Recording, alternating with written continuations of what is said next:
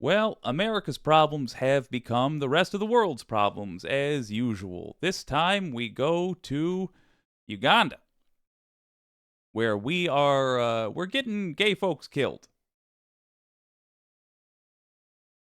The good news is, this means that civilians, like you and me, actually have the ability to save lives.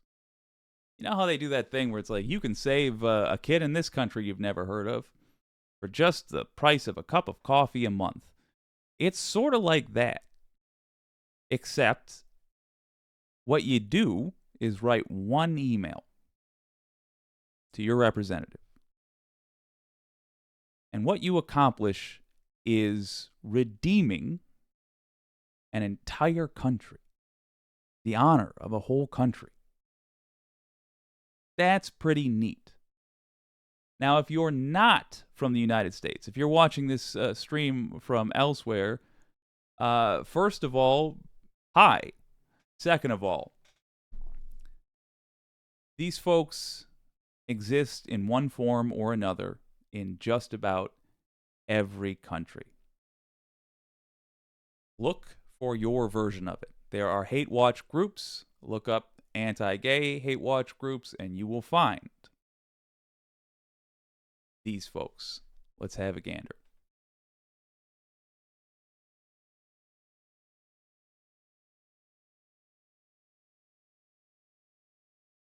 Do you personally dislike homosexuals? Of course, they are disgusting. What sort of people are they? That was the president of Uganda in 2014. That was the day after he signed into law a really radical piece of legislation. It was referred to worldwide as the Kill the Gays bill, because the original version of that law called just for that, called for executing people for the grave crime of being gay. Now, if you've been watching this show from the beginning, you might remember that we covered the fight over that law extensively at the time, not just because it was so extreme, but also because there was a big American connection to it. Some of the architects of that bill were Americans, radical, anti-gay, evangelical activists and preachers who went to Uganda to sell what they couldn't get done here in this country to a different country where they thought they could get away with it. These groups carried on a multi-year campaign to get radical anti-gay legislation passed in Uganda. And they succeeded. In 2014, the Kill the Gays law was signed into law in Uganda. And what happened next was interesting. It was not just the expected legal challenges within that country. We also saw a very strong stand from the Obama White House at the time. This was from the Obama administration's press release at the time. Quote, "We want human rights abusers worldwide to know their misdeeds are not unnoticed, and would-be human rights abusers to understand that there are consequences for engaging in such actions. The State Department is therefore taking steps to restrict the entry into the United States of specific Ugandan individuals involved in serious violations or abuses of human rights, including those determined to have committed such violations or abuses against LGBT individuals." That was the Obama administration in 2014. The Obama administration also pushed that country in other really specific ways. They canceled joint military exercises that the U.S. had planned with Uganda. The Obama administration pulled millions of dollars that had been planned to be given to that country in support of their country's policing. Now, look, I rag on Barack Obama all the time. Plenty didn't like about that guy. This son of a gun, he did real good. This is how you handle that. I wonder if his former vice president, now president, is doing as well. By the way, I've liked Biden more than Obama, generally speaking, because he has been, as I think Sam Cedar on the Majority Report calls it, a cipher. He does what he believes the people want him to do.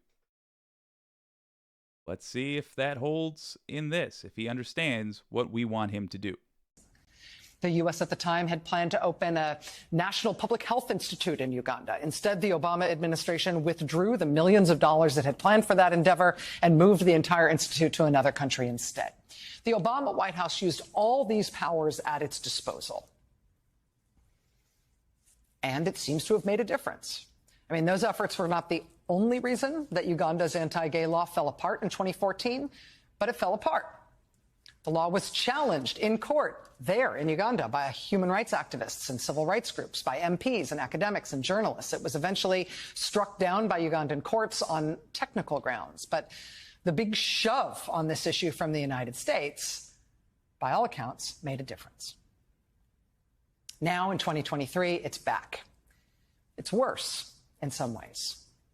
And this new legislation, once again, comes against a backdrop of Americans being involved in it.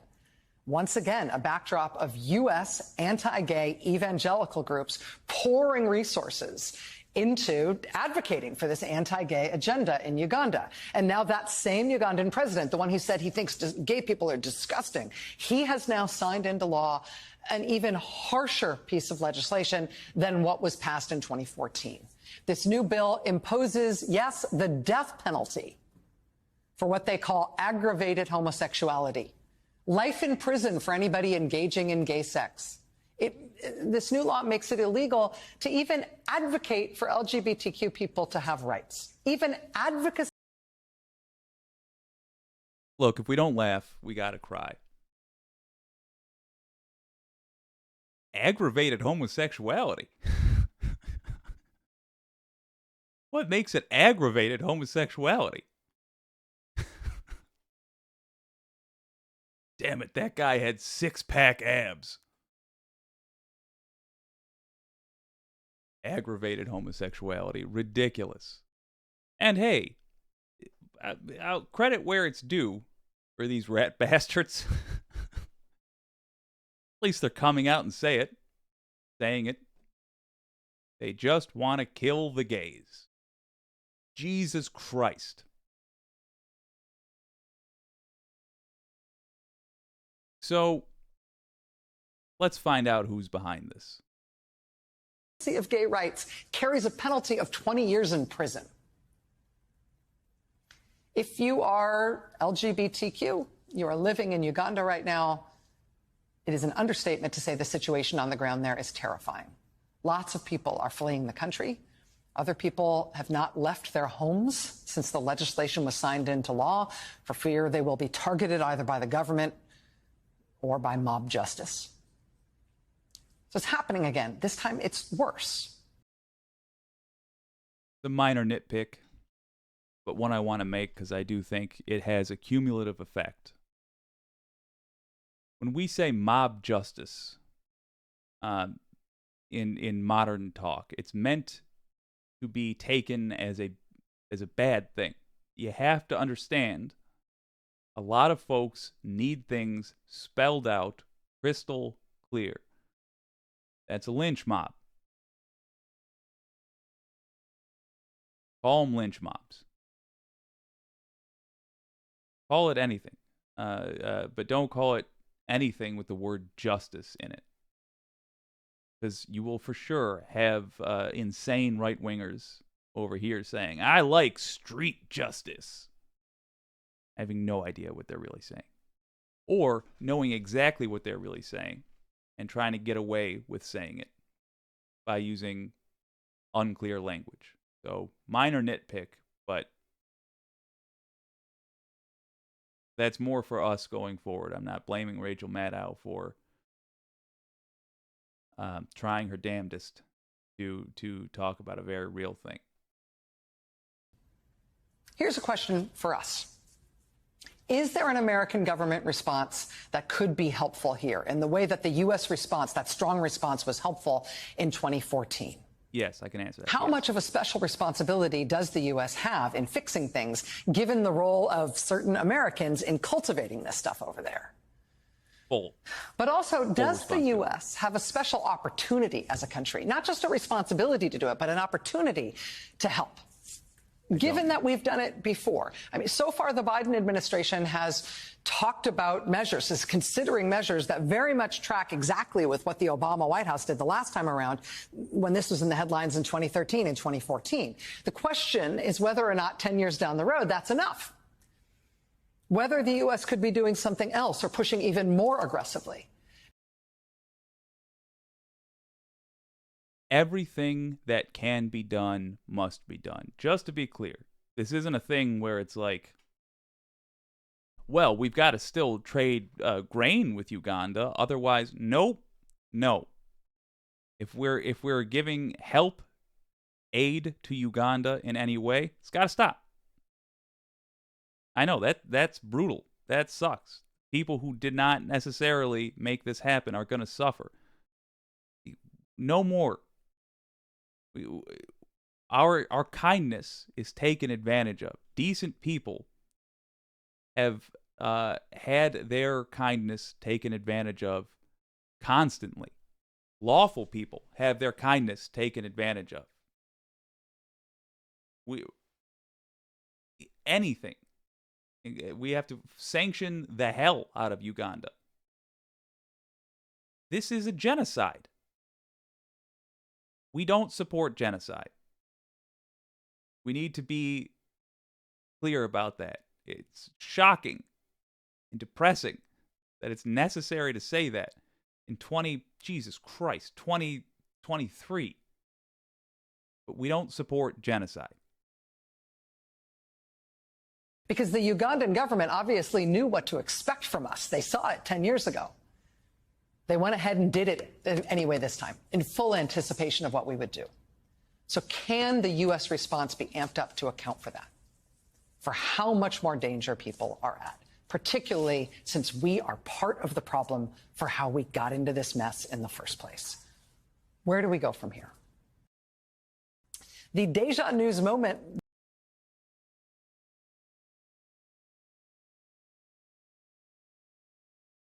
All right, so one thing I would love to make very clear. Wicked Foxy Dragon, sorry I'm late. It's one of those days. Look who you're talking to, Foxy. Look who you're talking to. No worries. Gonna go to comments full comments in a moment. But there's one thing I wanted to add about all this. Maddow didn't say what group it was. Let's be clear about what group it is. This is Family Watch International that is getting people killed. That is Family Watch International started this Ugandan genocide. It's headed by Sharon Slater.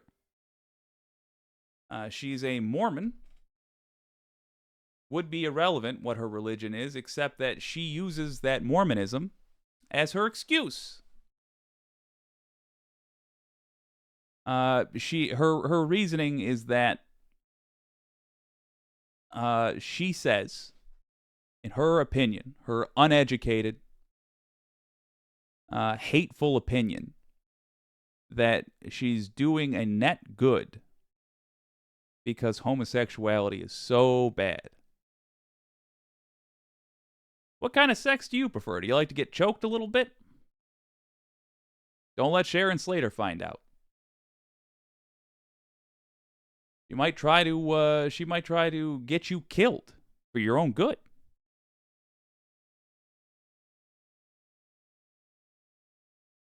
Do you use a condom? Sharon Slater might not agree with that. She might try to get you killed because she makes it her business what you do in the privacy of your own home with another consenting adult. Contact your representatives. I put a link in the description. It doesn't just tell you one representative. It tells you the entire chain of people that represent you. Everybody who represents you at the national level. So that'd be the representative from your district, both your senators, contact them and tell them, first of all, Family Watch International is a pro-genocide hate group that they better have nothing to do with. Thing number 2, all sanctions, full sanctions against Uganda. The United States better have goose egg, 0 ties to Uganda until this is undone. It's a genocide. We need to take control over what is done in our name. I've spent 36 years watching horrors be done in my name. And I won't have it. No more. I have written my representatives. I ask you to do the same. Later tonight, I'll put up screenshots in the community tab. If you're looking for an example of the kind of language I use, I would just recommend keep it short and sweet. 5 or 6 emails to a district representative is what they consider a flood of emails. So you be responsible for one. Just one of those. It's all you need. Write your representative from your district. Write your 2 senators. Make sure they understand that you give a damn. And Family Watch International needs to be, in whatever form it can be, booted from the United States. This is a pro-genocide organization. This is a organization that simply cannot be allowed to exist. Let's have a look at what the Wiki community has to say.